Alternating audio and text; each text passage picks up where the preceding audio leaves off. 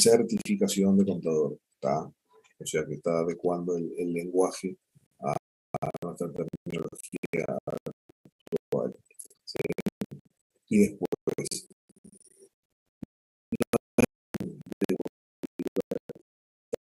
como dice ahí en el artículo primero, los tribunales y jueces de la República mandarán devolver las cuentas particionarias, inventarios, bla, bla, bla.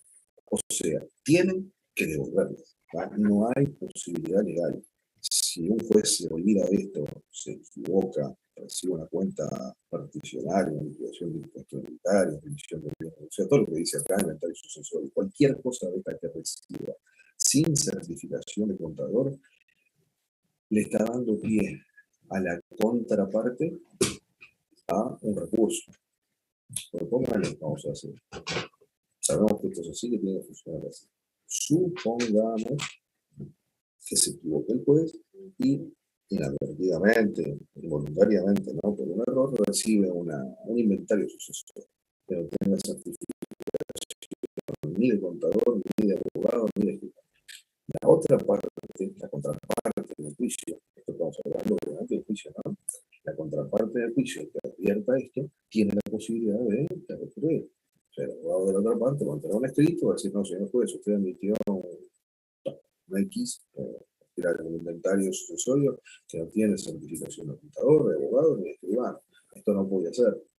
Y entonces el juez va a tener que admitirlo, porque claramente la ley es clara, va a tener que admitir su error, va a tener que echar para atrás y sacar el expediente judicial, inventario, esta división mal incluida, y bueno, todo eso lleva tiempo, echa el proceso para atrás, lo demora, genera todo un problema procesal en el juicio que se está llevando a cabo, ¿no?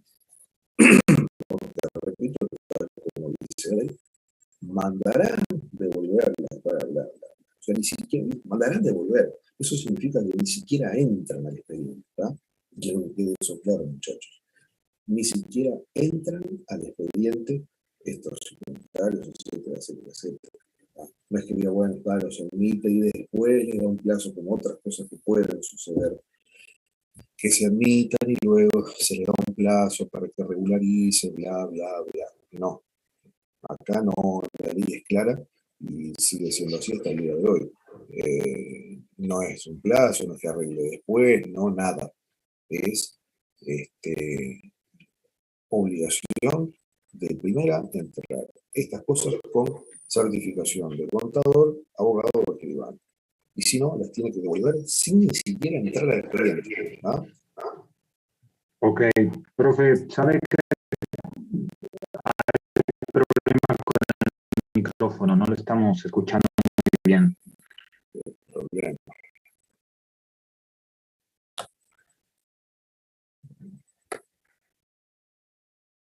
Acabo de subir el volumen al máximo que tengo. Ok, entendido. Bien. Por las dudas lo subí al 100%. Bien, ya se me aclaró la duda, profe, gracias. De Lo nada. tengo anotado acá. Ok.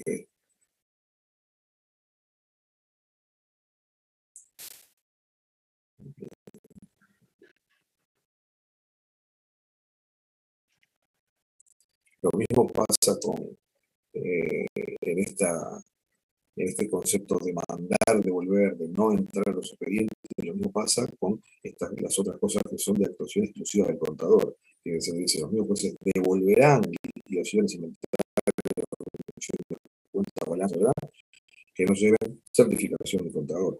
¿Sí? Devolverán las liquidaciones, ¿ah? Sin excepción, ni entran. Vamos al artículo segundo. Todo nombramiento pericial sobre compulsa de libro, cualquier cuestión de contabilidad, haga los tribunales, recaerá en contador público. Recaerá, o sea, debe ser realizada el nombramiento debe ser realizado a un contador público.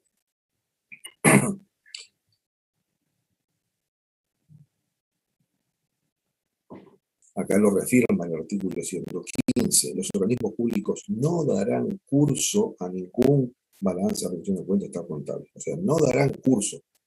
Eso significa ni entra, ¿está? Lo estamos, se está reafirmando, ¿sí? El concepto de la ley 5.566, ¿ah? Ni entra, no darán curso, ¿ah? Ni siquiera para entrar. En el momento que van a presentar ante un organismo que se le solicita un estado contable y esté por arriba de las 6.000 UR, voy a la otra página, 6.000 UR, los activos del balance, o sea, están por arriba de 6.000 unidades resultables, los activos del balance. Presentan eso ante un organismo público, ¿sí? Deben presentarlo con la certificación de contador, lo deben controlar en el momento de la presentación. Y si no, no pueden entrar. ¿Ah? Ok. Bien, perfecto. ¿Alguna otra aclaración, muchachos, de esto? ¿Está claro este punto? ¿Alguna otra consulta, comentario? Lo de la 16.170, que dice 6.000 UR al Los respectivos estados, o sea, fecha de cierre del balance, ¿no? claro, o sea, si supero de ese monto, quedo exceptuado de la certificación. Si no supera ese monto. Ah, entendido. Si no supera ese monto. O sea, tuvo a la fecha de cierre de balance una cotización de la UR, tomás los activos, como dice ahí, los activos de los balances, rendiciones de cuentas, estados contables, tomás el activo total que tengas, lo dividís entre la cotización a esa fecha, a la fecha del estado contable o de la rendición de cuentas, y te da cierta cantidad de URs. Si te da, por ejemplo, 5.822 UR, hasta ya no tiene obligación de presentarse con certificación de contador. En cambio, si los activos dan 6.034 UR, hasta ya hay obligación de presentar los estados contables con la certificación de contador. ¿Ah? Ok, entendido. Bien. ¿Alguna otra consulta, muchachos? No, de mi lado no. Ah, no sé, claro. Bueno, ¿alguien más? ¿Alguna otra consulta que tengan para dejar aclarado este punto? Es importante, muchas veces da lugar en la práctica estoy hablando, ¿no? En la vida real, muchachos, da lugar a alguna ida y vuelta o no quedar claro que hay cosas que nos deben llamar a nosotros obligatoriamente. Nosotros digo los contadores, ¿no? Y a veces Ok. en la práctica hay que recordárselos a alguna institución pública que durante años hubo durante unos cuantos años hubo alguna confusión de algunos temas con abogados en rendiciones de cuentas, etcétera. Rendiciones de cuentas que tengan que ver en el ámbito empresarial, prohíben que dice ahí industrial o mercantil, o en definitiva empresarial. No hay ninguna duda, de acuerdo a esta ley, que debe ser hecha, debe ser certificada por un contador y no por un abogado o algún otro. O sea, lo que compartimos con los abogados escribanos es solamente lo que tiene que ver en el artículo primero de la 5.566. El resto de las actividades es exclusivamente para contador, ya no se comparte con nadie. ¿Tá? Eso es una confusión que se dio mucho de varios años de esta parte. Se atendió un poco y se hizo valer recordando la aplicación de esta ley, pero bueno, está. Eh,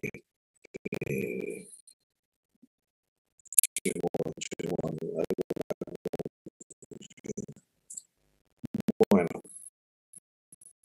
seguimos entonces, muchachos, si nadie tiene una aclaración de esto. No, de mi lado no. Bien, bien. Ok.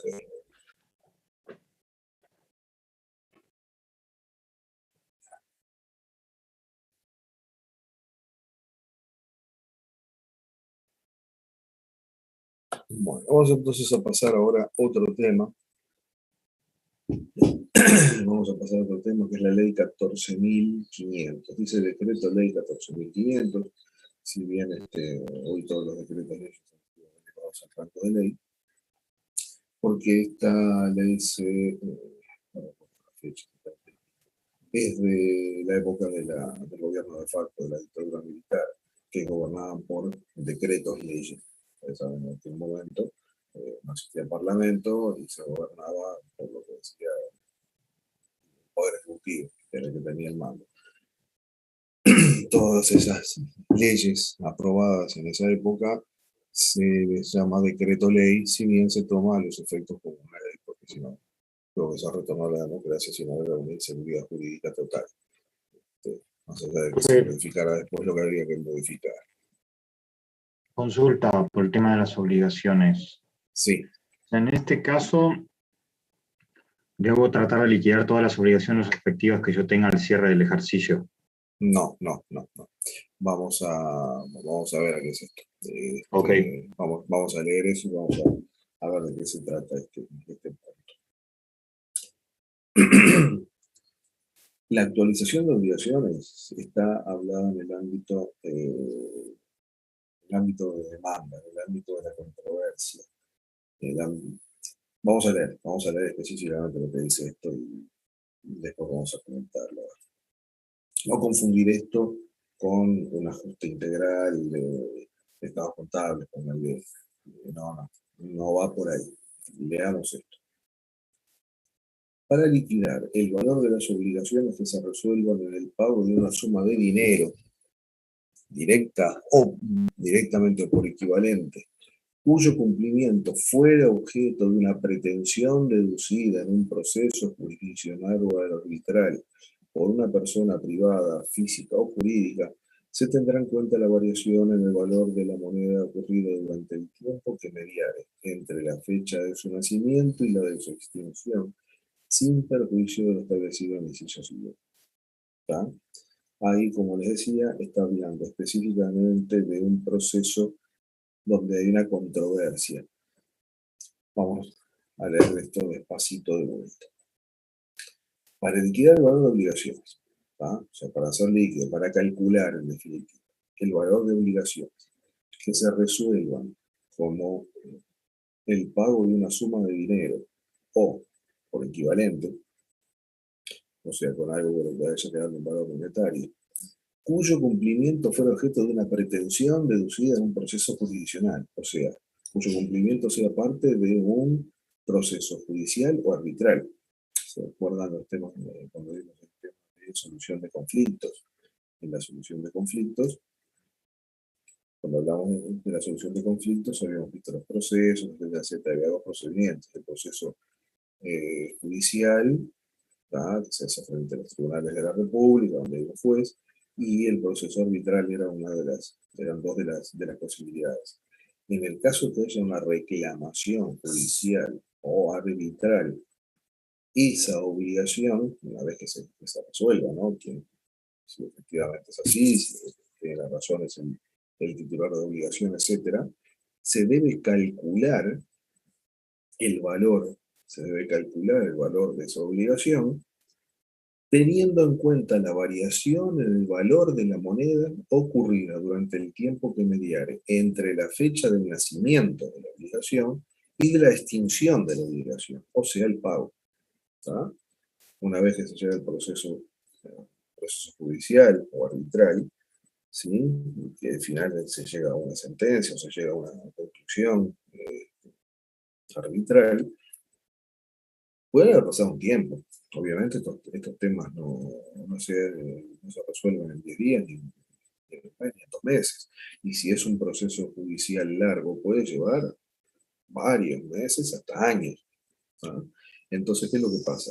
Esta ley 14.500 lo que tiene en cuenta es la existencia de la inflación.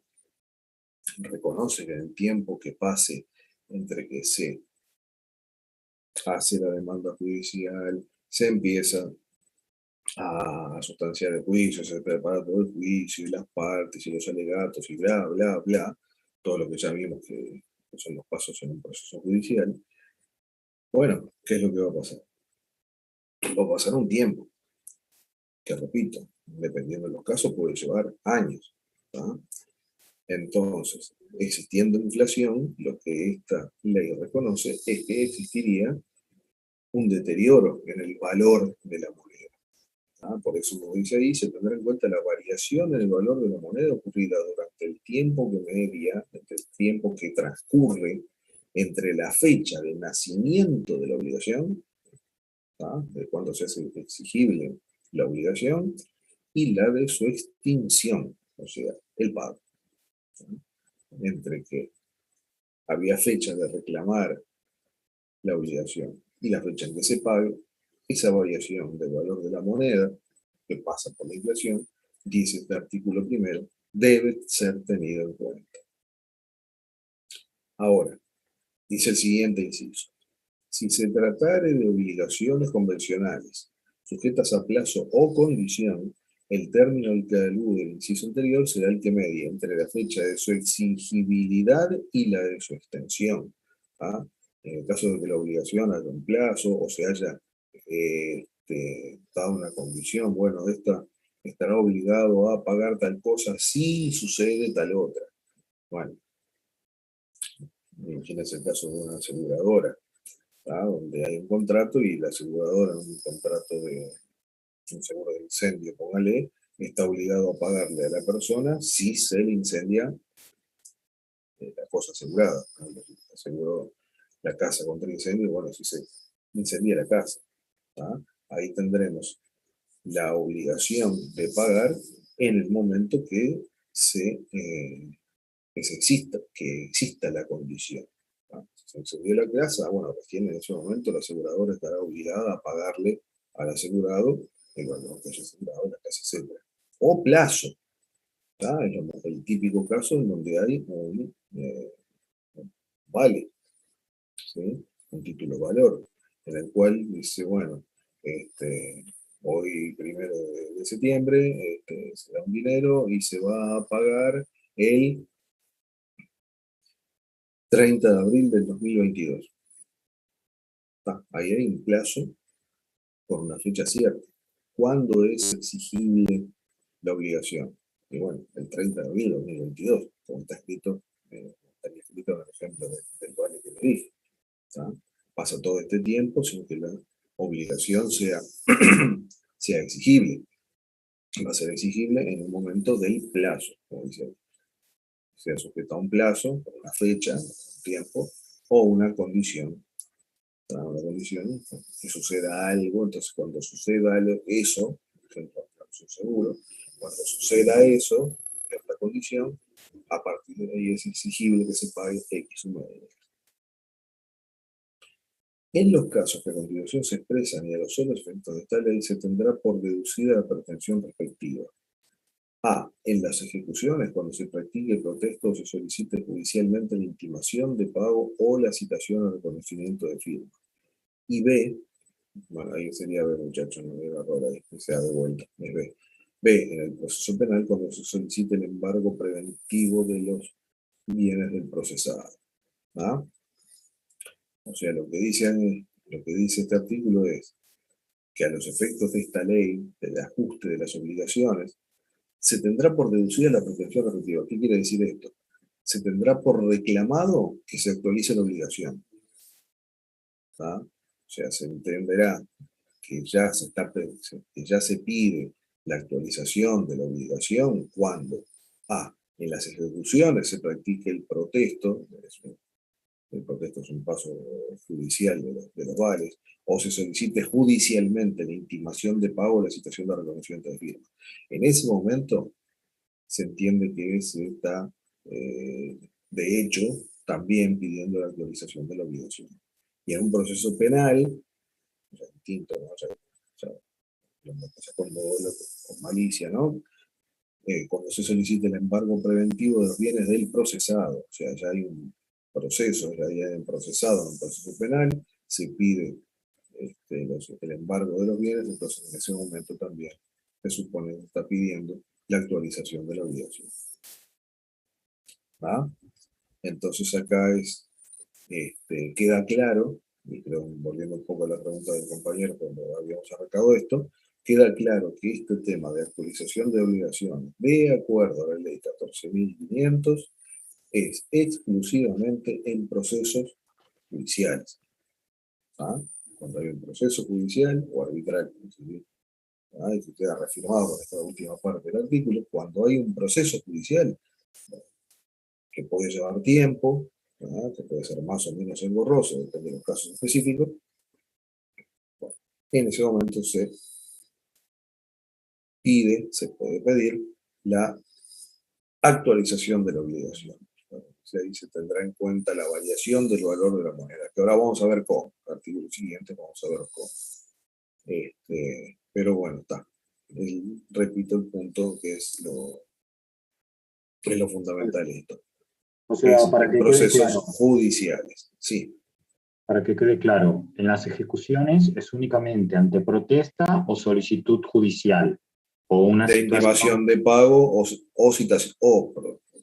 También Claro. esto de la citación a reconocimiento de firma también es parte de un proceso judicial. Sí, claro. Y el otro caso es ya cuando hay un embargo, o sea, cuando yo solicito el embargo sí o sí. Cuando hay un embargo en un proceso penal, eso hace distinción esta ley en el tipo de juicio. Si es en una ejecución, que normalmente por un juicio civil, etcétera, se da en los casos que dice la protesta, intimación de pago o reconocimiento de firma. En esos puntos del proceso judicial de una ejecución, ahí se entiende que se está pidiendo la indemnización. Y en el otro caso, B, es en un proceso penal, ya es una cosa diferente, ¿no? Totalmente diferente penal que algo civil. En un proceso penal, como dice, cuando se solicita el embargo preventivo de los bienes del procesado, cuando se pide, ya hay una condena. Acá ya está claro que hay un proceso penal donde hay un procesado, ya hay un proceso penal. Cuando en ese punto se solicita el embargo de los bienes del que ha sido procesado en el caso de juicio penal, ahí también se está entendiendo que se pide la actualización de la obligación. ¿Va? ¿Ah? ¿Se entiende eso? Todo claro, profe. Lo tengo aquí anotado. Bien.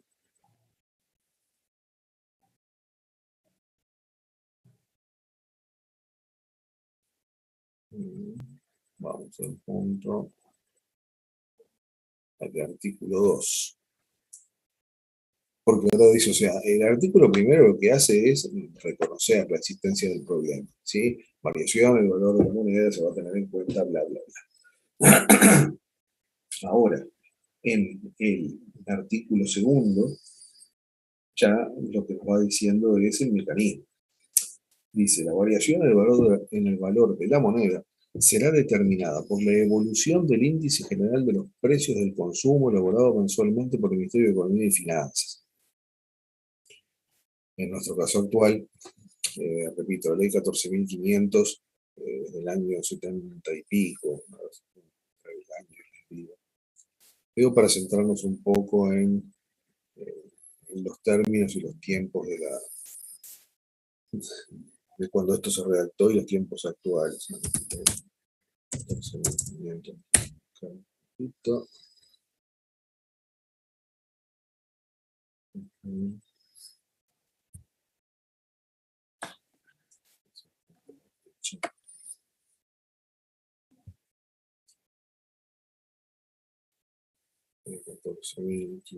se está promulgada el 8 de marzo de 1976. Esta ley es del 8 de marzo de 1976. Como yo te decía, 70 y algo, bueno, ahí tenemos exactamente, les digo la fecha. Esta ley es del 8 de marzo de 1976. ¿Qué significa? Y ahora vamos de vuelta a lo que estaba leyendo. Que hay que entender cosas que sucedían en el año 76, quién lo tenía a cargo y cosas que suceden ahora. La variación del valor de la moneda será determinada por la evolución del índice general de los precios de consumo, o sea, el IPC, elaborado mensualmente por el Ministerio de Economía y Finanzas. Hoy, ¿quién elabora el IPC? Que es alguien dependiente del Ministerio de Economía, pero no es, es específicamente otra repartición. ¿Quién elabora el IPC al día de hoy, muchachos? El INE. El INE, el Instituto Nacional de Estadística. Exacto, exacto. Por eso digo, así como agarrábamos la ley 5.566 y teníamos que ir ayornando los términos o la situación, Acá estamos en lo mismo. Y las situaciones también ahora van a ver. ¿Está? O sea, sería el índice de precios al consumo elaborado mensualmente por el Instituto Nacional de Estadística. ¿Tá? Deberíamos leer hoy. Que depende del Ministerio de Economía y Finanzas. ¿Tá? No es que no se fue, es inválido del todo lo que dice esto, pero simplemente vale la aclaración que antes, en el año 76, directamente lo hacía una oficina del Ministerio de Economía y Finanzas. Hoy ya lo hace, hace muchos años, lo hace el Instituto Nacional de Estadística. A ese IPC es al que se está refiriendo la ley, ¿sí? A tales efectos se confrontarán el índice correspondiente al mes de la fecha de nacimiento o de exigibilidad de la obligación, en su caso, con el establecido para el mes anterior a la fecha de extinción de la misma. Después vamos a hacer una cortita de esta,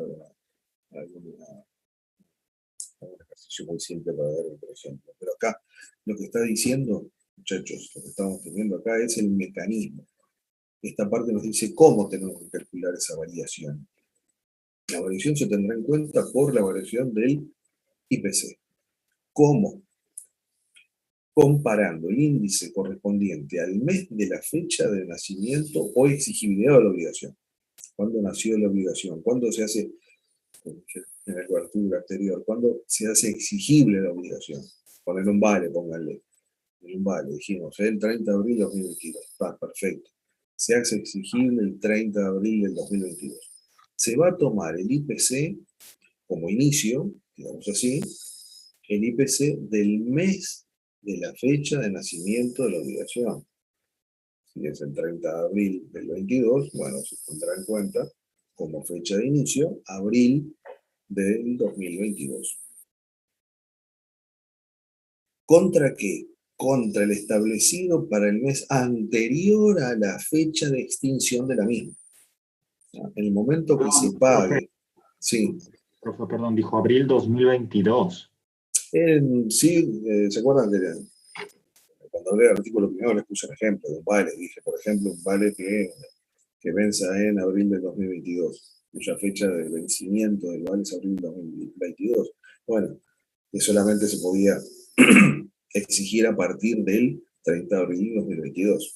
Puse ejemplo cuando hice comentarios del artículo anterior. Entonces, siguiendo con el mismo ejemplo, si yo voy a reajustar una obligación y con el mismo ejemplo voy a tomar el índice de abril del 2022, o sea, del mismo mes en que se hace exigible la obligación, y lo comparo con el establecido para el mes anterior a la fecha de pago. El mes anterior a la fecha de extinción, o sea, el pago. Pónganle un juicio, todo, y vamos a hacer generoso. Se termina pagando el vale en diciembre del 2022.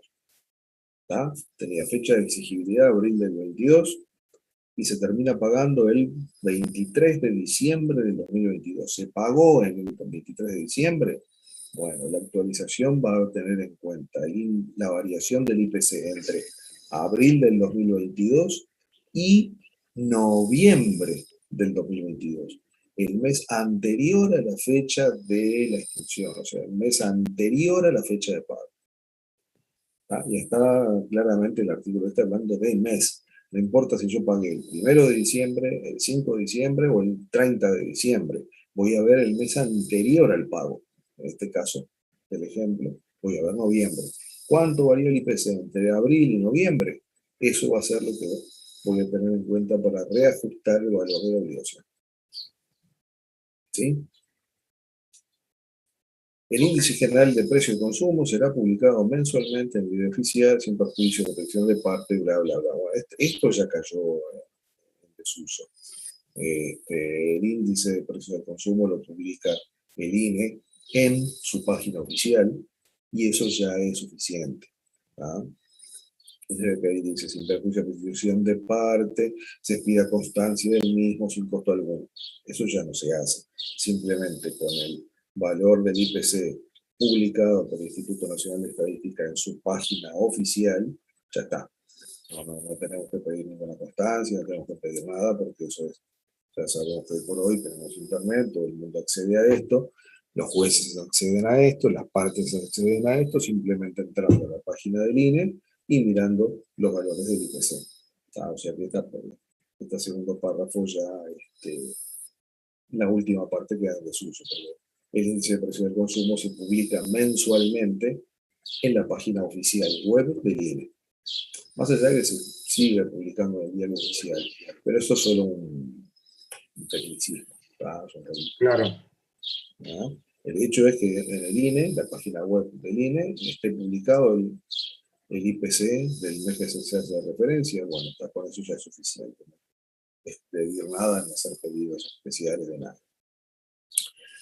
Lo mismo que esto, fíjense acá, si a la fecha de la extinción de la obligación no se hubiera publicado todavía el índice correspondiente al mes anterior, la confrontación a la que se refiere el artículo será con el último que esté disponible.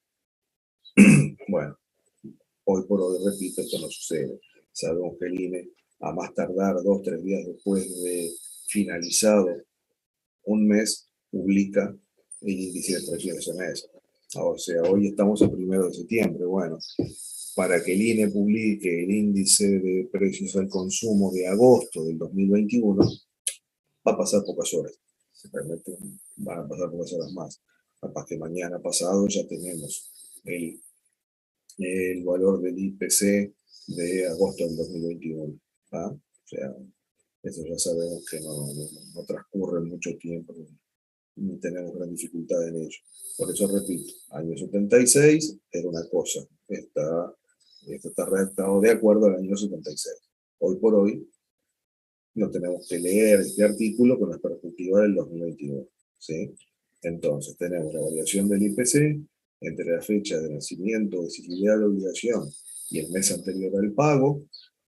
El IPC lo publica el Instituto Nacional de Estadística, donde lo publica en su página web oficial, y con eso ya es suficiente. No tenemos que esperar que se publique en el diario oficial, ni tenemos que esperar que se haga un reporte del diario oficial de presentarlo. No, ya está publicado en la página web del INE, listo, ahí está el índice de precios del consumo, y las variaciones se calcularán entre esas fechas, en el mes de nacimiento o exigibilidad de la obligación que sea, y el mes anterior al pago que se realice el pago de la obligación. ¿Está? El resto hacía referencia a otras cosas.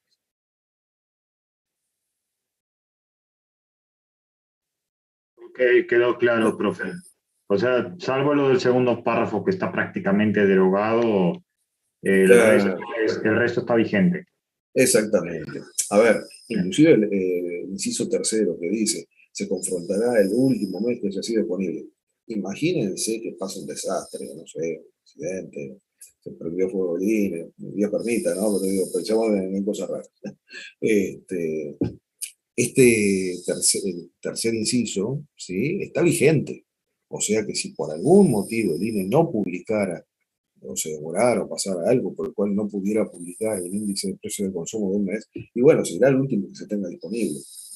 Como el ejemplo que les puse recién. Si se paga en diciembre del 2022, y bueno, no está el de noviembre porque algo pasó, repito, con una desgracia, se derrumbó el edificio, yo que sé, cualquier cosa de esas que puede llegar a pasar. Bueno, no está el de noviembre. ¿Cuál es el último que está publicado en la página web? ¿Cuál era el último que existía? El de octubre. Bueno, tomamos el de octubre.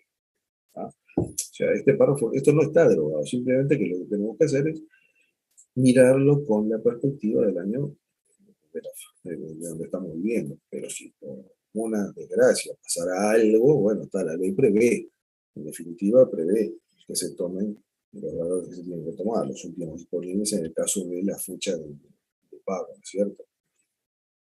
Pero bueno, si no pasa ninguna cosa rara, como hace muchos años, gracias a Dios, no pasan, lo que se tiene que tomar es esta solución. ¿Sí? Bien. Artículo 3. Exceptúese de lo establecido en los artículos anteriores los siguientes casos. O sea, el artículo 1 reconoció la existencia de una variación en el valor de la moneda que es dado por la inflación. El artículo 2 dice cómo se calcula esa variación del valor de la moneda, a través de su variación. Y el artículo 3 nos dice que hay casos en los que se exceptúa, o sea, que no entrarían dentro de lo previsto en el artículo 1 y 2. ¿Cuándo sería? Ay, dale, otra vez, ya, ahí ve. Otra vez un error de previsión. Bueno, A.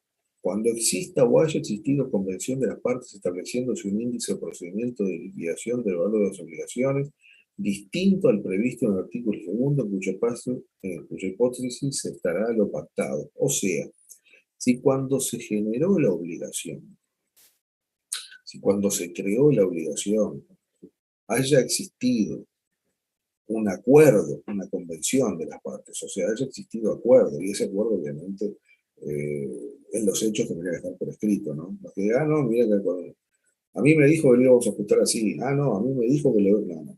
Esto es, el acuerdo tiene que estar por escrito en el mismo documento de la obligación. ¿Tá? Si es un vale, y hay una forma como acá dice diferente, bueno, estará escrito en el vale cómo es que se va a autorizar la obligación, si no, las cosas de palabra no existen. Entonces, cuando exista acuerdo de parte estableciendo un índice o procedimiento distinto de liquidación, ya sea por algún índice o por alguna otra cosa diferente, se liquidará de acuerdo a la variación de la temperatura. Bueno, estoy hablando de cualquier cosa extraña, ¿no? Bueno, las partes son libres de contratar. Los contratos, en principio, salvo los de orden público, los contratos son libres entre las partes. Si las partes se hacen algún acuerdo de procedimientos sobre tomar índices distintos a lo que dice esta ley, bueno, se estará lo que las partes acordaron. Eso es lo que dice este inciso. Se estará lo pactado, o sea, lo acordado. O B, cuando la ley fije o haya fijado un régimen especial de ajuste del valor de las obligaciones. ¿Tá? Cuando en algún caso especial, por cualquier motivo, haya otra ley que indique una forma distinta de calcular cambios en el valor de las obligaciones, estará lo que diga esa ley en particular. Pero la mayoría tenemos que buscar casos extraños en el punto de vista. La mayoría son de acuerdo a la 14.500. Hay cosas que se reajustan una vez por año, como por ejemplo los alquileres. ¿Sí? Ustedes saben que los alquileres se reajustan una vez por año, eso sería un caso típico. ¿Tá? Y de acuerdo a la URA, de alquileres, ahí tenemos un caso típico en el cual entraría este ejemplo. En Pero este son caso, muy específicos, ¿no? Sí. o sea, en este caso particular puede haber dos opciones: o un convenio o procedimiento de liquidación, o si la ley fijó un régimen especial para un caso X. O sea, un caso solo hay... particular. Exacto. La Ok. 14.500 es un régimen general para todo tipo de obligación. Está el régimen general. En general, esto se debe liquidar de esta forma. Ya está, 14.500. Ahora, si en algún caso específico hay una forma diferente de reconocer, como sería el caso, por ejemplo, el caso de los alquileres, que es un ejemplo típico, bueno, se hará de acuerdo a lo que la ley específica que habla de esa obligación en particular diga cómo se tiene que liquidar. Por, claro, como dice el inciso A, el anterior, si hay un acuerdo de partes y obviamente, repito muchachos, hay un acuerdo de partes y está por escrito formando parte de la misma obligación. Ejemplo más típico, si las obligaciones que estamos hablando son vales, conformes, ¿sí? Cualquier título o valor, ese procedimiento específico deberá estar por escrito en el propio vale, si no, no existe. Está claro que no vale la palabra, ¿no? Que alguien diga, no, mira, cuando firmamos este vale, a su vez me dijo que íbamos a liquidar la variación de acuerdo a la inflación de Estados Unidos. No. ¿A dónde está? Genial, usted dice eso, ¿dónde está eso? ¿Está por escrito? No, bueno, está, chao, no existe. Debe ser parte de la, cuando haya existido las partes, estableciéndose un procedimiento de liquidación de valor distinto. Ese procedimiento es parte de la obligación. Está claro que tiene que estar escrito en la misma obligación que se originó.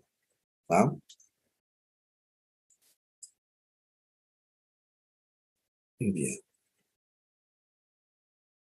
Artículo 4. En los casos en que sean de aplicación los artículos 1, 2 y 3 de la presente ley, La tasa fijada en el artículo tal del Código Civil será del 6% anual. Los intereses a las tasas legales o convencionales que correspondan, comisiones y demás ilíquidos, se calcularán en todo caso sobre el valor de la obligación actualizado conforme a las disposiciones de la presente ley. Acá hay un segundo punto que consagra la ley 14.000. Un segundo punto a calcular que está determinando esta ley 14.000. Lo primero que nos dice el artículo primero es, hay una variación del valor de la moneda, hay inflación, bueno, vamos a calcular de acuerdo a esto, artículo 3. Buenas habilidades del artículo 3. Lo que el artículo 4 dice es que además se pueden reclamar, de acuerdo a la ley 14.500, además del ajuste del valor de la obligación, se pueden reclamar intereses del valor de la obligación. ¿Y cuánto será? Da un valor fijo, 6% anual. Da un valor fijo. Y eso está vigente desde el año 76, o sea, fíjense que estamos hablando de cosas que se van a calcular intereses sobre el valor actualizado de la obligación. O sea que podríamos pensar en que tomamos valores actualizados por la variación del IPC y luego esto sería como una tasa de interés real. Porque si vamos a calcular la tasa de interés sobre valores actualizados por variación del IPC, lo que hacemos es traer el valor de obligación, el valor en dinero, lo traemos al día de hoy. Pensemos en finanzas, ¿sí? Traemos el valor anterior, el valor viejo, antiguo de la obligación, lo traemos actualizado el día de hoy. O sea, lo tendríamos en valores reales, digamos así. Y a ese valor, al día de hoy, se le aplica una tasa del 6% anual. Entonces estaríamos hablando como que esto es una tasa de interés real. Todos sabemos, muchachos, está claro que las tasas de interés que se manejan en una economía, las tasas de interés real, que se manejan en un país, son variables. En los hechos, en la realidad, ¿sí? Son variables las tasas de interés real. La ley 14.500 está consagrando una tasa fija y que está ahí desde el año 76. Esto no se tocó, o sea que el día de hoy sigue siendo así. Si hay que calcular una obligación luego de un proceso judicial que ha pasado tiempo, lo que se hace es actualizar el valor de la obligación de acuerdo al IPC, como lo vimos hasta ahora, y a eso se le agrega un interés del 6% anual. Profe, a ver si quedó claro. O sea, al valor de la obligación debemos sumarle el interés del 6%. Anual, sí. Por ejemplo, supongan que, para hacer un ejemplo simple, supónganse que entre la fecha de exigibilidad de la obligación y el pago pasaron un año. ¿Sí? Supongan que la inflación, por decir algo, fue un 10% de acuerdo al IPC entre enero y noviembre. De acuerdo, si pagué en diciembre, se toma noviembre. Entre enero y noviembre de ese año fue un 10%. La obligación era 100.000 pesos. Y bueno, la actualización será el 10% sobre 100.000. O sea que lo que era 100.000 en enero va a pasar a ser en el momento del pago de la obligación 110.000. ¿Sí? El 6% se calcula sobre esos 110.000. ¿Ah?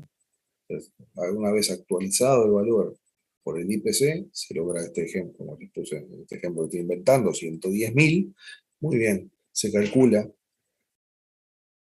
el 6% sobre 110.000, en el caso de este que estamos hablando de forma sobre el valor actualizado. O sea, primero se actualiza y después se aplica el interés. Sí, obviamente, si el periodo es diferente un año, se va a hacer el cálculo como corresponda matemáticamente, ¿no? Pero teniendo en cuenta que la tasa de interés sea del 6%. ¿Sí? O sea, como regla, recordemos entonces, primero se actualiza y después se calcula el interés. En definitiva, como en el orden que está dando la ley, ¿no? La ley habló primero artículos primero, segundo y tercero de la actualización. Después, artículo 4, aparece el cálculo del interés, ¿sí?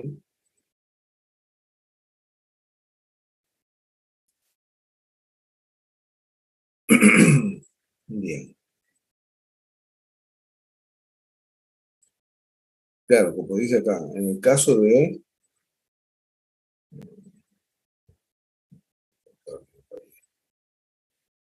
Como dice acá, en los casos de los artículos 1, 2 y 3, o sea, en el caso de obligaciones que estén comprendidas en esta ley. Por eso tendría que volver al artículo 3. Si hay una forma de liquidación distinta prevista por las partes, aceptada, indicada por escrito, bueno, se estará ese procedimiento de liquidación o el que indique la ley en particular, ¿sí? Entonces, en ese caso, se estará específicamente a ese procedimiento de liquidación y punto. Nada más, no estaríamos hablando de intereses ni nada que se le parezca, ni actualización de intereses, se va a hacer exacta y solamente como las partes en acuerdo privado hayan tenido, habían realizado, ¿sí? Por eso dice acá, en los casos que sean de aplicación, los artículos 1, 2 y 3, o sea, en los casos de que esta ley sea de aplicación, ¿tá? Entonces recordemos la regla, muchachos, primero se autoriza, después se calcula interés.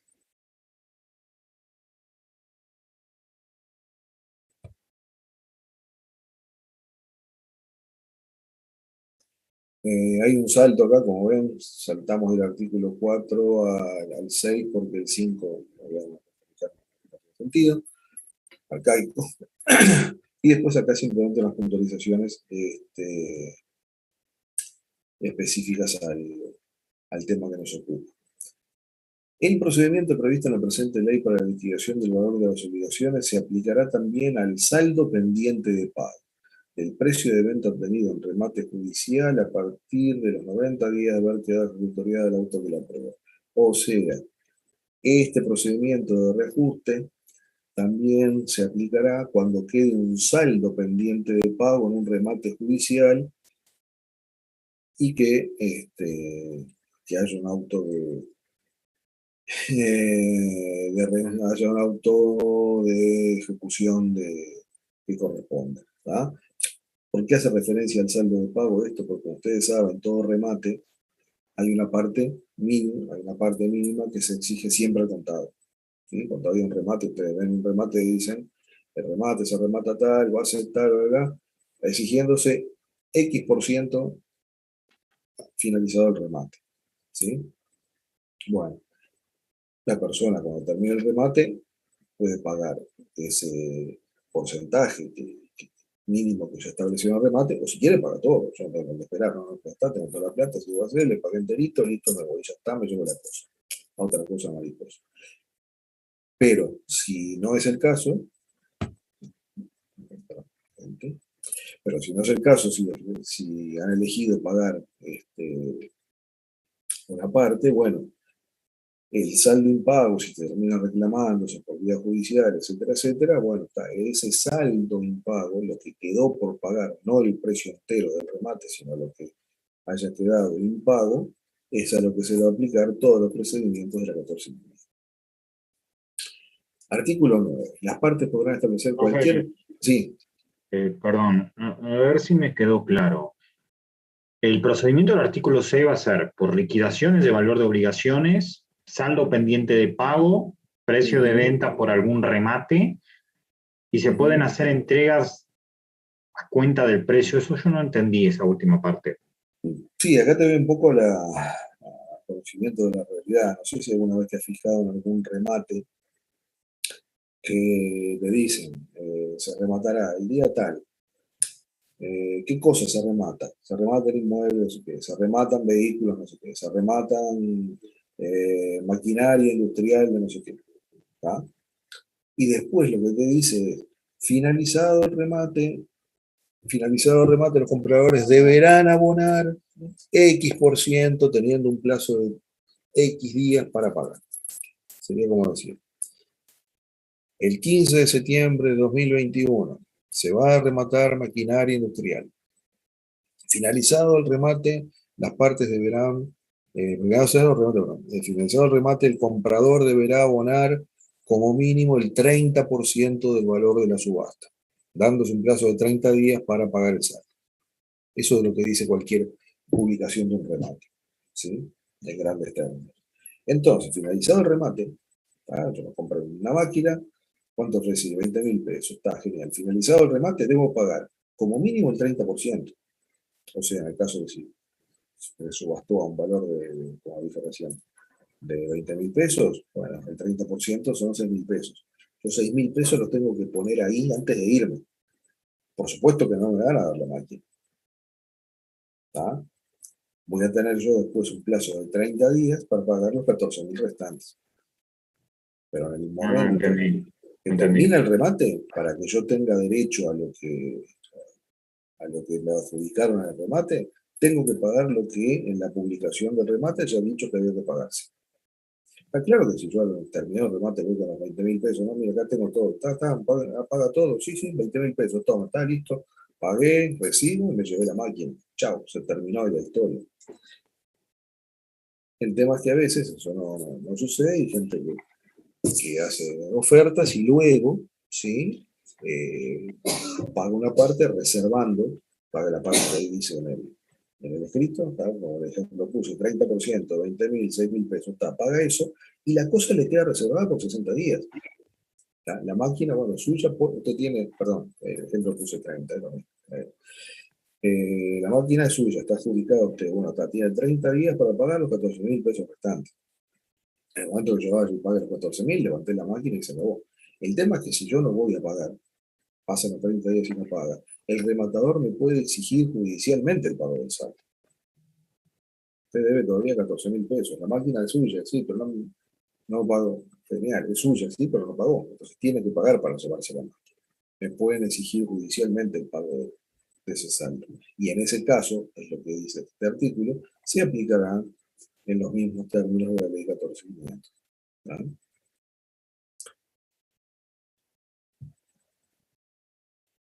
Como dice allí, después seguimos, el mejor postor podrá hacer entregas a cuenta del precio en todo tiempo, con entera independencia del estado de los procedimientos y el otorgamiento de la escritura compraventa. O sea, yo tengo 30 días, como puse el ejemplo este que se me ocurrió decir, para pagar el saldo pendiente. Si en esos 30 días yo voy haciendo pagos a cuenta, ¿cuánto me quedó en mi ejemplo? 20.000, 30% al momento que terminó el remate, 6.000, quedan 14. Si en 30 días voy pagando y me van recibiendo el dinero, ¿no? 2.000 pesos, 3.000 pesos, ya diseñan 5.000. Pagos a cuenta dentro de ese plazo de 30 días y bueno, todo se va bajando el saldo de pago. ¿Cuánto me quedó en mi ejemplo? Yo hubiera pagado 11, me quedarían 3.000 más para los 14. Bueno, entonces me va a reclamar, si yo no termino de pagar en el plazo acordado, se me van a reclamar lo que no pagué. O sea, en este ejemplo que puse los 3.000 pesos. ¿Tá? Y en el caso que termino de un juicio porque no pagué los 3.000 pesos y el vendedor, el rematador me lo exija por vía judicial, el reajuste, los intereses, toda la aplicación de esta ley 14.500 va a ser sobre el saldo impago final. En el caso que, por ejemplo, inventé 3.000 pesos. ¿Tá? Entendido, profe. Gracias. De nada. Aparte podrá establecer cualquier caso de estipulación, bla, bla, bla. Bueno, lo mismo que consagraba el artículo 3. Si en este caso hay un procedimiento distinto para hacer los ajustes, bueno, se estará ese procedimiento distinto. ¿Va? Queda comprendido ese artículo 10, en el artículo anterior, las cláusulas en moneda extranjera. A los efectos establecidos por el artículo de procedimiento civil y disposiciones complementarias, los documentos que contengan obligación de pagar suma de dinero expresado en cualquier especie de moneda extranjera constituirán título que trae aparejada la ejecución en la moneda especificada y se considera liquidada la respectiva cantidad. Bueno, acá lo que estaba diciendo es,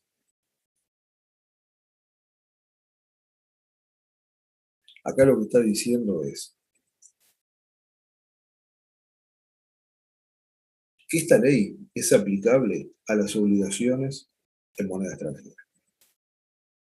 Todo el resto de lo que está diciendo allí en un lenguaje que jurídicamente a mi gusto, no lo tomen simplemente a mi gusto particular, es bastante oscuro, pero no me hagan caso a mí, o sea, es un gusto personal mío, un sentimiento particular mío y no es lo jurídicamente, lo que es jurídicamente, simplemente es un comentario aparte, me parece medio oscura la redacción, pero lo que está diciendo acá es que si bien obviamente las partes pueden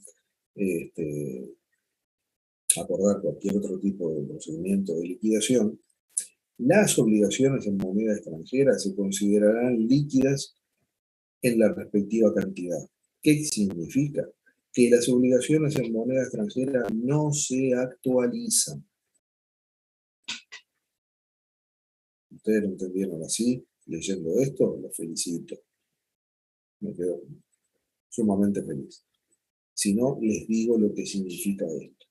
Las obligaciones en moneda extranjera que lleguen a juicio, es una reclamación, haya pasado el tiempo, las obligaciones en moneda extranjera no se actualizan. Solamente comprende a las obligaciones en moneda extranjera el cálculo de intereses al 6%, como dice el artículo 2. Eso es lo que significa todo lo que está redactado acá en este artículo 2. ¿Tá? Donde dice que en definitiva constituirá título que trae para dejar de ejecución en moneda específica, se considerará líquida la respectiva cantidad. Lo que significa esto es, señores, obligación en moneda extranjera no se autoriza. Si tenemos un vale por $10.000, pues $10.000 será el valor actualizado de la obligación. Salvo, por supuesto, como dice que haya una convención, un acuerdo de hacerlo de forma distinta. ¿Está? No se actualiza, no hay IPC, no hay nada. Lo que dice esta ley es que una obligación en moneda extranjera se considera, digamos así, actualizado por ser exigible al valor de esa moneda. $10.000, pues $10.000 de hoy, de mañana y del año 2048. $10.000, punto. No hay actualización. Lo que sí va a correr, lo que sí tiene aplicación de la 14.500 obligación en moneda extranjera, es el interés. El 6% anual. Y ahí volvemos a lo mismo, dirán, pero los intereses en dólares cambian. Sí, claro, por supuesto. Estamos totalmente de acuerdo. Así como las tasas reales, como dije hace un momento. Como las tasas reales de interés de una economía cambian con el tiempo, sin duda las tasas de interés en dólares cambian a lo largo del tiempo. Bueno, no importa los efectos de la aplicación de la 14.500, la tasa de interés que se aplica es del 6% anual. Chao. No importa la moneda en la que esté expresada la obligación. ¿Sí? No importa la moneda en la que esté expresada la obligación. Se va a aplicar el 6%. ¿Tá? Moneda extranjera se va a pagar en la moneda en que esté la obligación. Dólares, euros, no sé, yuanes, chinos, no importa. En la moneda que esté la obligación, en la moneda esa se va a pagar. Y en ese caso no hay actualización. Eso ya se considera actualizado por ser pagadero en la misma moneda en la que está escrita la obligación. Luego sí, se aplica fijo, no importa la moneda, no importa nada, se aplica fijo el 6% de interés anual. ¿Quedó claro esto? ¿Sí? Bueno, repito, podés llamar, la redacción de esto para mí, muchachos, es bastante oscura, discúlpenme si lo reitero, pero está. Por eso quiero que quede claro, porque yo una primera lectura miro esto y no surge lo que, para mí no surge muy claro lo que les estoy diciendo. Pero, está, es lo que dice la ley, está ahí y hay que respetarlo. Pero lo que significa en la práctica es eso. En moneda nacional, en definitiva, si redondeamos la 14.500, en moneda nacional se actualiza primero y luego se aplica una tasa de interés del 6% anual. En moneda extranjera la obligación no se actualiza, se mantiene el valor de la obligación en moneda extranjera y luego se aplica el 6% de interés anual. ¿Quedó claro? Sí, quedó claro, profe. Sí. Está perfecto.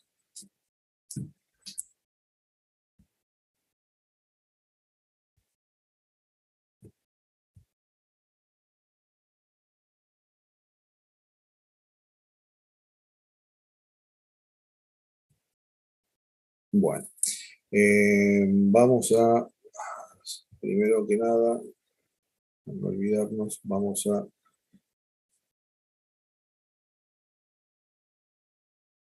los temas administrativos. Vamos a pasar la lista y ahora que tenemos más gente que ha entrado, vamos a pasar la lista respectiva. La lista del día de hoy.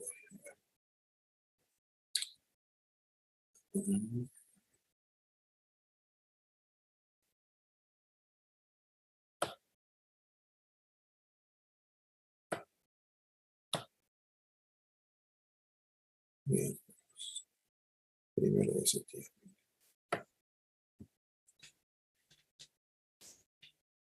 Bueno, a ver muchachos, un momentito, por favor, atención. Berchesi, Sí, acá estoy. gracias Federico.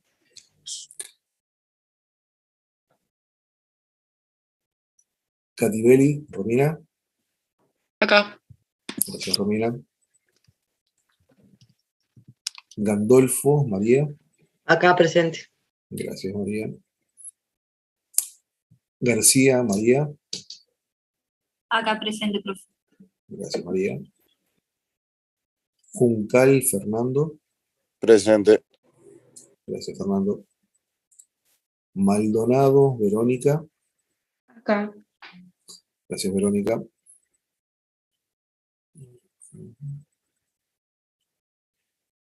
Peón, Yamila, Presente, profe. gracias Yamila. Piveta, Mateo, Presente, profe. gracias Mateo. Quiroga, Romina. Quiroga, Romina, ¿no está? No está.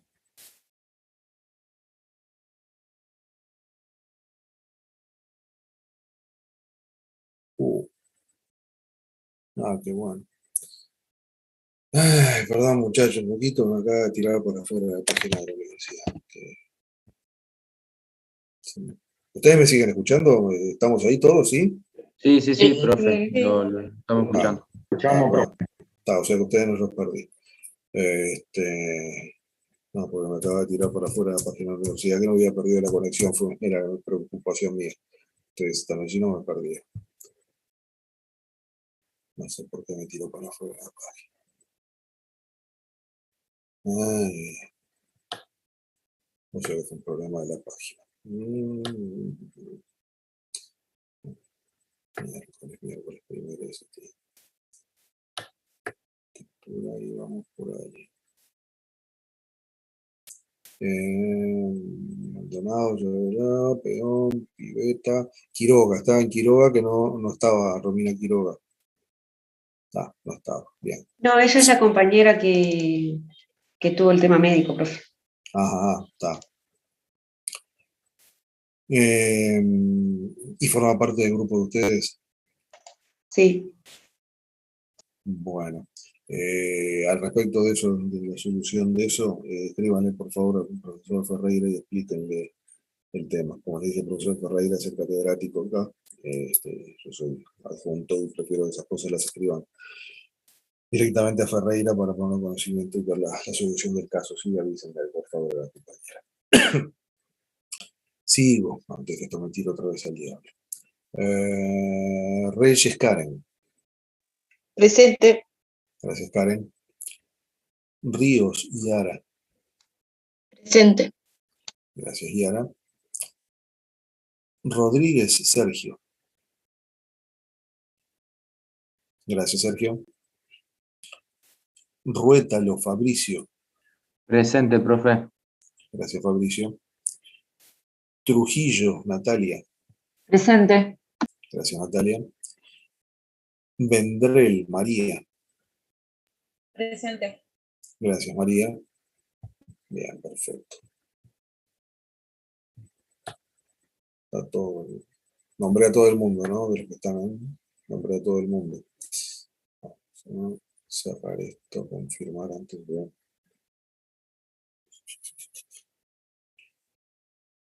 seguir para adelante. Antes que la página vuelva a echar.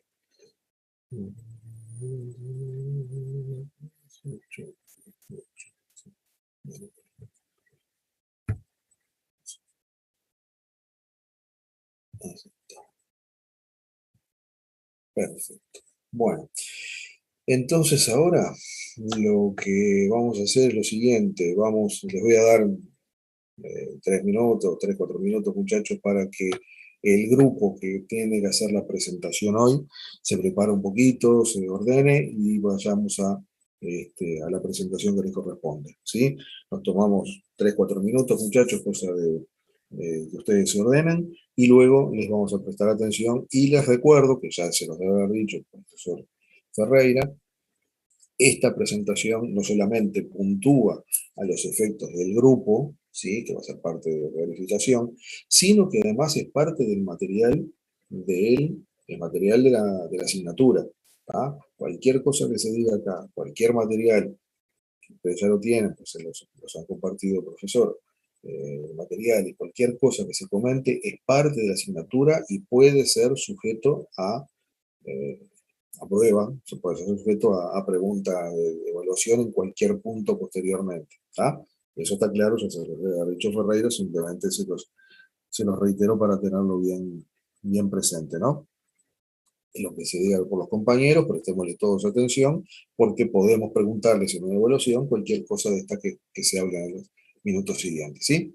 Bueno, les dejo 3 minutitos para que se ordenen y les doy la voz de Gargada y se arranca con la presentación, ¿sí? Ordénense tranquilos unos minutos, muchachos. Bárbaro, ¿estamos habilitados para compartir, profe?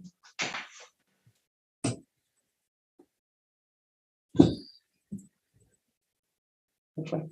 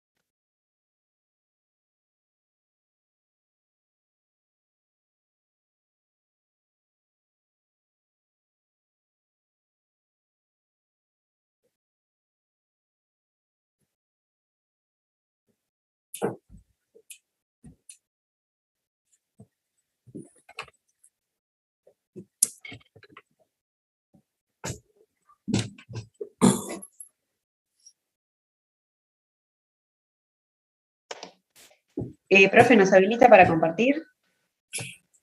A ver, primero que nada, yo dejo de compartir lo mío y el resto,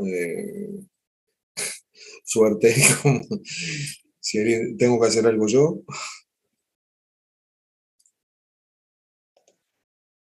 Ah, ahí está, bien. Les agradezco porque a esta altura estaba perdido.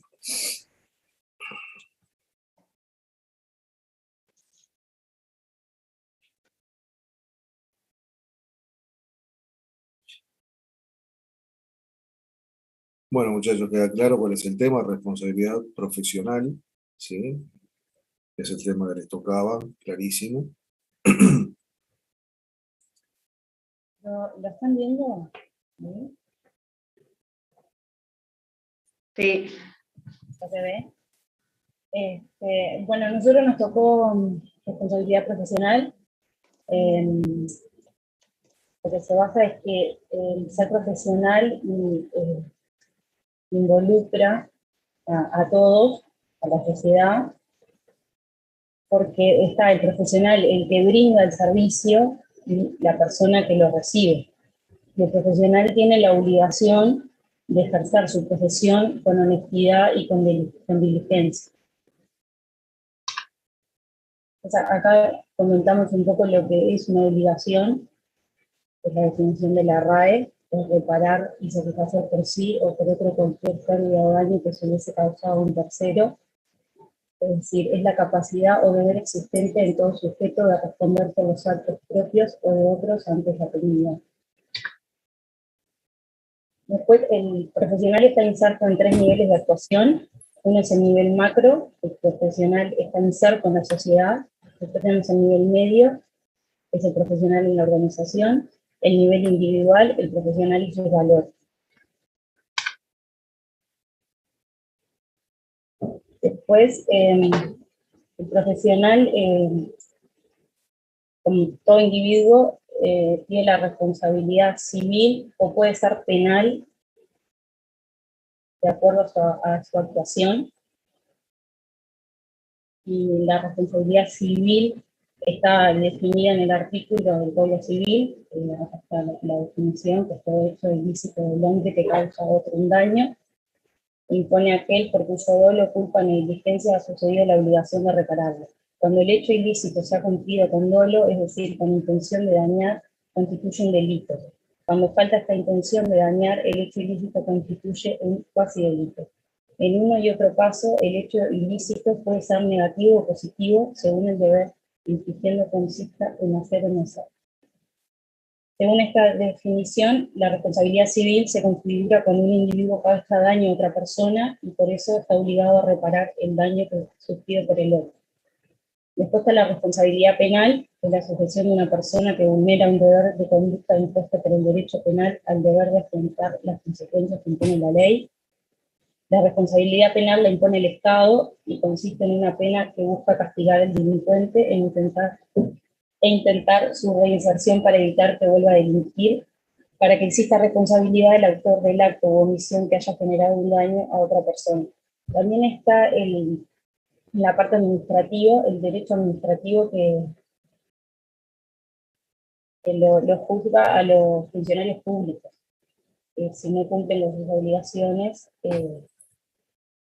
entran en esa responsabilidad. Acá tenemos que la responsabilidad profesional, existe responsabilidad profesional porque quien ejerce una profesión está obligado no solo a actuar con diligencia y atención, sino también a hacerlo siguiendo los conocimientos y habilidades que constituyen dicha profesión. Se supone que el profesional está capacitado, que no es común, no cualquiera puede hacer lo que el profesional está capacitado para hacer. Entonces tiene que actuar con responsabilidad, porque además se le confía al profesional que haga esa tarea. Después acá es un poco las características que debe tener el profesional, que debe inspirar confianza, que debe tener un accionar transparente, conocimientos sólidos, herramientas para resolver el problema, actuar con ética, compromiso, imparcialidad, acciones y decisiones. Después tenemos que tiene una responsabilidad civil y social, porque actúa en la sociedad y debe velar por la sociedad, y que la organización y la sociedad actúan en conjunto. La responsabilidad social es la integración voluntaria por parte de la empresa de las preocupaciones sociales y medioambientales en sus operaciones comerciales y en sus relaciones con sus interlocutores. Conjunto de acciones, decisiones y políticas que conforman la respuesta que ofrece cada organización concreta ante las demandas y exigencias de sus correspondientes grupos de interés. Se trata de un enfoque que se basa en un conjunto integral de políticas, prácticas y programas centrados en el respeto por la ética, las personas, las comunidades y el medio ambiente. El profesional debe incentivar una conducta que implique la realización de acciones cuyo objetivo sea proteger el bienestar de la sociedad. Es la obligación de una organización, además de las que les exige la ley y la economía, de perseguir metas a largo plazo que sean positivas para la sociedad. podemos afirmar que la responsabilidad social de la empresa es una combinación de aspectos legales, éticos, morales y ambientales. Después hay dos puntos de vista, uno clásico, que sostiene que la responsabilidad social de una organización consiste en la maximización de las ganancias. Milton Friedman opina que el único interés que tienen los profesionales en una organización es obtener un rendimiento financiero, ya que deben rendir cuenta a los accionistas. Después tenemos el otro punto de vista, que es el socioeconómico, que sostiene que las organizaciones no son entidades independientes cuya única responsabilidad sea con sus accionistas, sino que también lo son con la sociedad en general, quien contribuye a su permanencia en el mercado. Es decir, que la responsabilidad de la organización trasciende la simple obtención de las ganancias e incluye también la protección y el mejoramiento del bienestar social.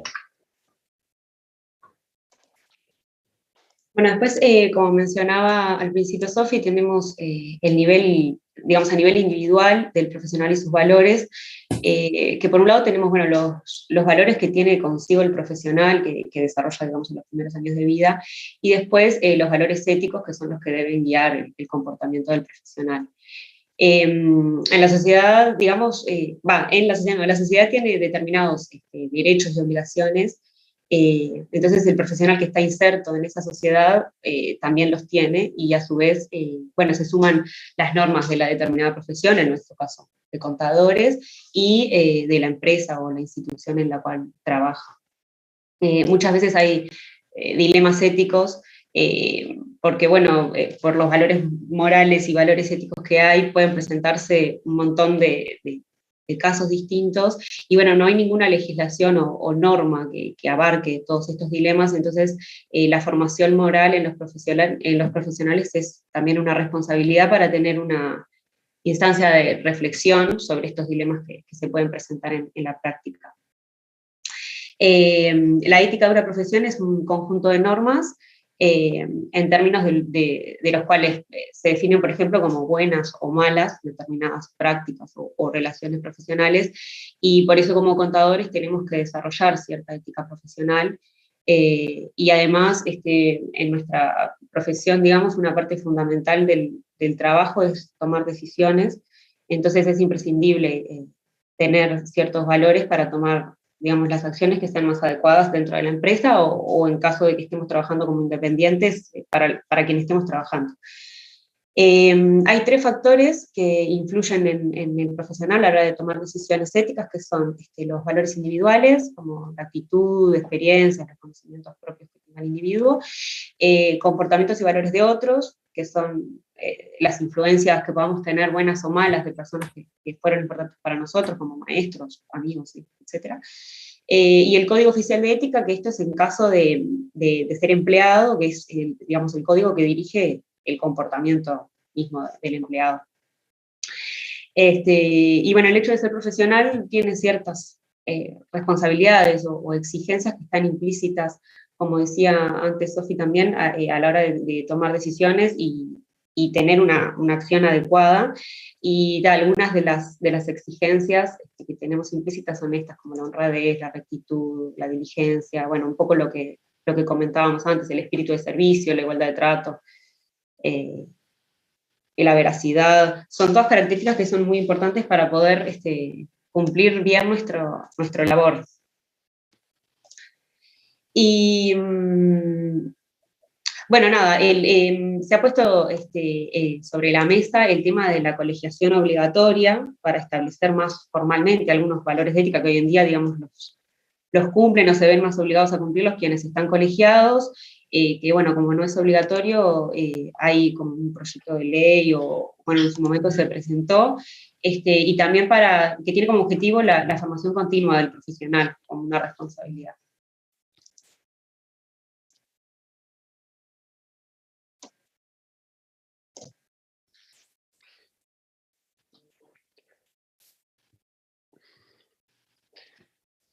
Profesional en el ámbito de la organización. En el segundo nivel cobran importancia las políticas de la organización a través de reglas, descripciones de puestos, procedimientos escritos o normas culturales que determinan la forma de comportarse dentro de la organización. Después está la ética profesional, donde es necesario cuando se refiere a los profesionales, refiere a las reglas y principios que determinan lo correcto y lo incorrecto en términos de conducta. Dependen más que nada de las culturas, los países. Después no resulta suficiente contar con códigos de ética, sino que es necesario que se formen los profesionales en la materia. Después las funciones principales de un código de ética son varias, por ejemplo la declarativa, que define los valores fundamentales. Después la identificativa, que da identidad a la profesión y al rol social también de la profesión. Después la informativa, que comunica a la sociedad cuáles son los fundamentos y los criterios éticos de la relación profesional. Cita. Después la discriminativa, que determina los actos que son ilícitos y qué actos no. Después la metodología y la valorativa, que define los caminos para las decisiones y permite valorar situaciones específicas. La coercitiva, que permite controlar las actitudes negativas. La protectora, que protege la profesión de las amenazas que la sociedad puede dar. Muchas veces el individuo cree que tomó la decisión correcta, producto de que no le es posible examinar todas las consecuencias de sus propios actos. Y los profesionales en relación de dependencia deben ser firmes ante intentos de presión para cambiar su juicio, pues muchas veces se los trata de coimear, digamos, para darles regalos o algo así para intentar que cambien, y tienen que ser fuertes. Después la responsabilidad dentro de la empresa. La responsabilidad de un profesional actuando como parte de una organización viene a hacer esto. Los individuos que deciden son quienes deberían cargar con la responsabilidad. Los niveles gerenciales y directivos debieran asumir el total de la responsabilidad por la organización. Otra postura también manifiesta que los individuos tienen responsabilidad proporcional a su involucramiento con la decisión tomada dentro de la empresa. Y quienes creen que la organización tiene responsabilidad son tres opiniones. La responsabilidad es de todos los miembros en forma solidaria. Después también se dice que la organización es un ente separado de los individuos y por ende no se les asigna a estos dicha responsabilidad. Después se dice también que la responsabilidad es de la organización cuando no haya sancionado o corregido las acciones incorrectas. Y después están las políticas de confidencialidad, que muchas organizaciones que emplean profesionales buscan dirimir las cuestiones que pueden afectar el buen juicio y llevan a cabo otras políticas. Después también existe gran variedad de las políticas de confidencialidad. En los últimos 20 años, por ejemplo, se produjeron diversos cambios en relación al manejo de información confidencialidad. Y las personas que tienen acceso a la información confidencialidad desconocen el grado de sensibilidad de la misma, por lo que no hacen correcta utilización de la misma. Podemos clasificar la información en 4 grupos, según el grado de sensibilidad. Por ejemplo, la restringida, que se trata de información que es tan sensible y crítica que normalmente se encuentra disponible para los directores. Después la personal y confidencial, que es información muy personal y privada, que no está autorizada, su uso no está autorizado para parte de individuos dentro de la organización. Y la confidencial, que se trata de información que es propiedad de una organización y que podría hacerle perder una oportunidad de negocio, una ventaja competitiva o derechos intangibles. Y por último, la no clasificada, que se trata de aquella información que requiere un menor grado de protección que los anteriores, las otras tres. Y dentro de la organización no se le da ningún trato especial. Esos son. Después están los acuerdos de confidencialidad que se intentan obligar a los profesionales a firmarlo.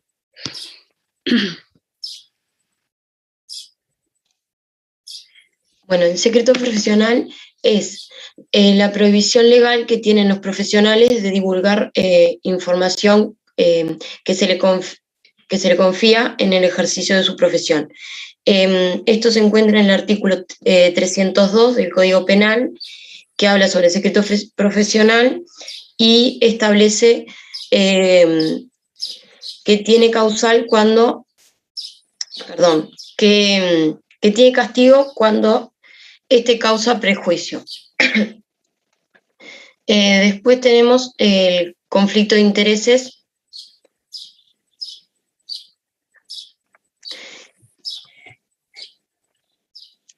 que es cuando una persona puede utilizar su profesión o el puesto de trabajo en beneficio de sus intereses o de su organización en la que pertenece.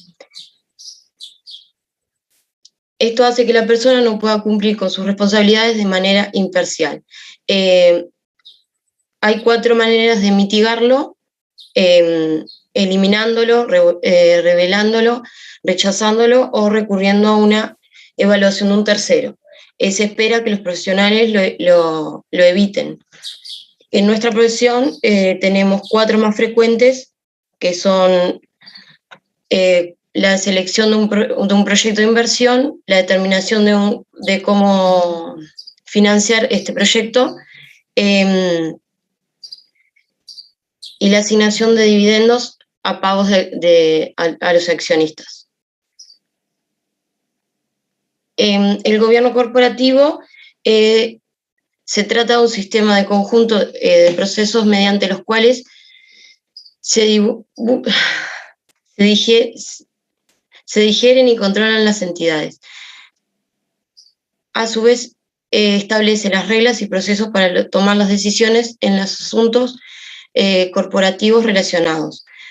A través de la transparencia y confiabilidad resulta imprescindible para la confianza.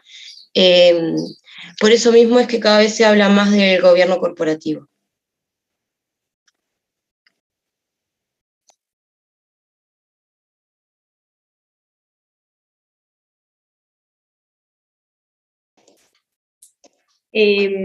Profe, nos quedan unos minutos, pero en realidad estamos en hora. No sé si quiere que sigamos. No.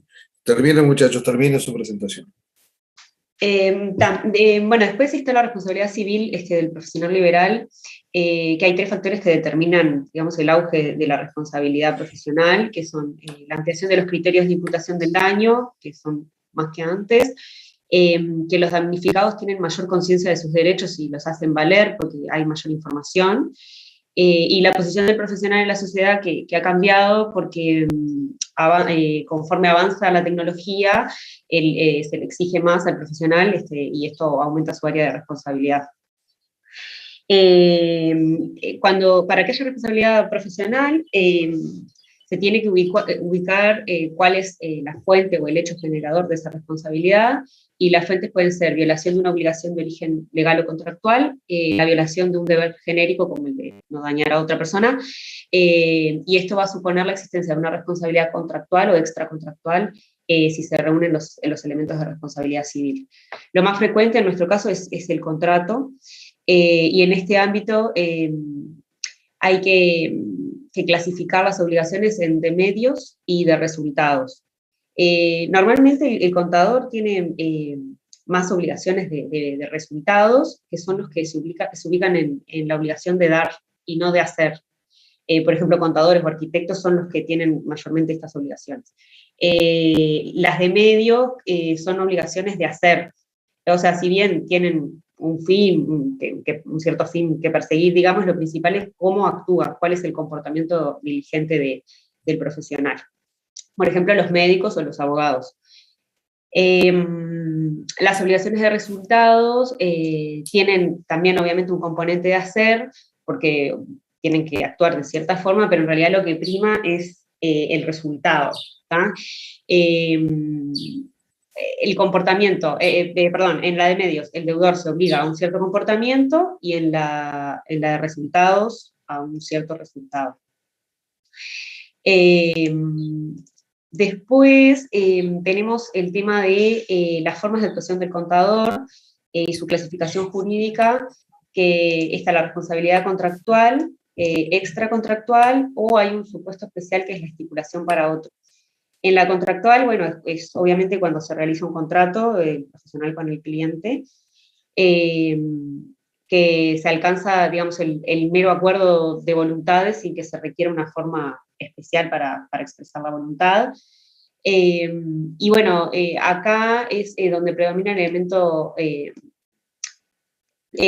donde podemos clasificar en de resultados o en de medios, según la incertidumbre que tenga el trabajo a realizar. Si supera, por ejemplo, el 50% el elemento aleatorio, se va a tratar de una obligación de medios, y si no, de resultados.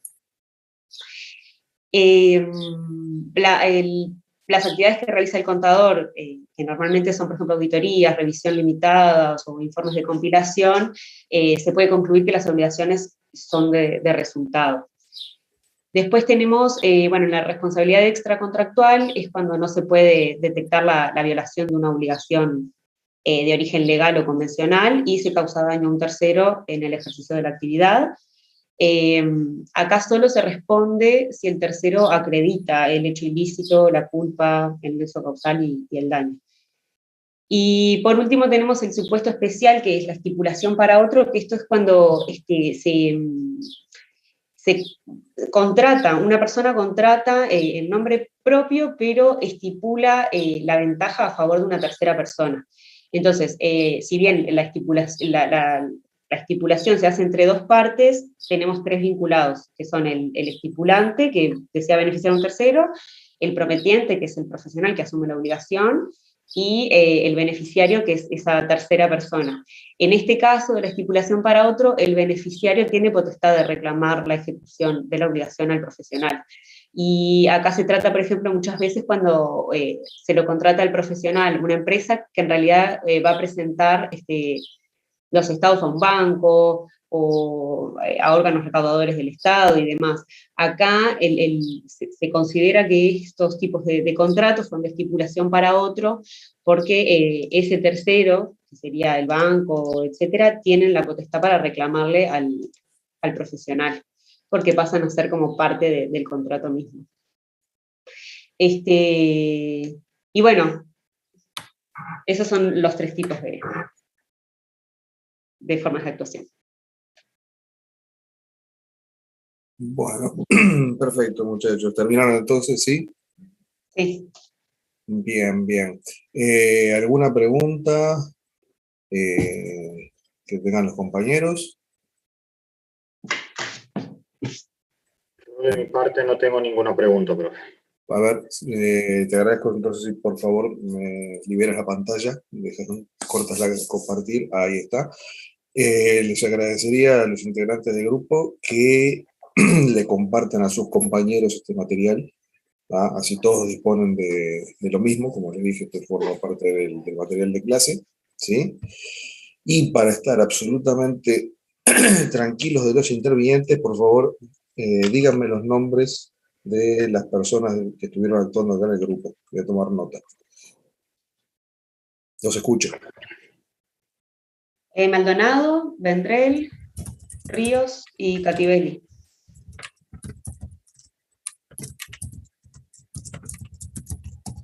Cuatro personas: Maldonado, Vendrell, Ríos y Cativelli. ¿Estamos de acuerdo? Sí, igualmente Quiroga, que era la otra integrante, ella participó en toda la previa, digo, fue hoy que tuvo que cancelar. Quiroga es la persona que está enferma. Bien. ¿La presentación se la mandamos a usted o no? Solo a nuestros compañeros. Le pedirían por favor a todos, a mí y a todos los compañeros, así todos disponemos del mismo material. El tema de Quiroga, por favor, que la compañera le escriba circunstanciando lo que le ha sucedido al profesor Ferreira, para que tenga todos los elementos para poder decidir del punto. Bueno, así como terminamos con esto, ¿sí? Bárbaro, gracias. Gracias. Bueno, muchachos, si nadie tiene preguntas ni nada, dejamos acá y seguimos la clase que viene. Perfecto, profe. Nos Bueno, vemos el viernes. Chao. nos vemos. Chao, Buen día, chao. gracias, Pasen muy bien, profe. adiós.